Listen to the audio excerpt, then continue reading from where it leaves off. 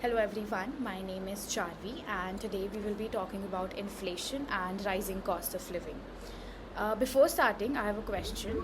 Have you ever felt that the same amount of money buys you less than it used to a few years ago? That is inflation, a gradual but a powerful force that silently reduces purchasing power and affects everyday life. Inflation refers to a sustained increase in the general price level of goods and services in an economy. While moderate inflation is a sign of growth, high inflation creates serious economic challenges. And in India, rising prices of essential commodities like food, fuel, and housing have significantly increased the cost of living. For example, when fuel prices rises, transportation cost increases, which in turn raises the price of almost all goods. And this creates a ripple effect across the entire economy.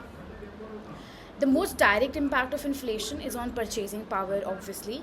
Households, especially middle and lower income groups, find it harder to maintain their standard of living. And at the same time, wages often do not increase at the same pace as prices. And this leads to what economists call real income deficit or real income decline. For businesses, rising input costs reduces profit margin, which can lead to cost-cutting measures such as reduced hiring or layoffs, indirectly affecting employment and the general population of the economy. From a macroeconomic perspective, high inflation creates uncertainty. It discourages saving as the value of money erodes over time, and can also reduce investment if businesses are unsure about future costs and demand. Central banks like the Central banks often respond by increasing interest rates to control inflation. However, high interest rate also make borrowing expensive, which can slow down economic growth. To manage inflation effectively, a balanced approach is required. Monetary policies must control excess liquidity, while government policies should ensure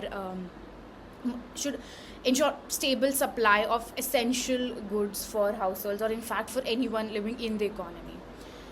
Improving supply chain, investing in infrastructure, and reducing dependency on volatile imports like crude oil can help stabilize uh, price uh, price changes over time in the long run. In conclusion, inflation is just not an economic indicator. It is a daily reality that affects every individual, every one of us. Because when the cost of living rises faster than the income, economic growth loses its true meaning.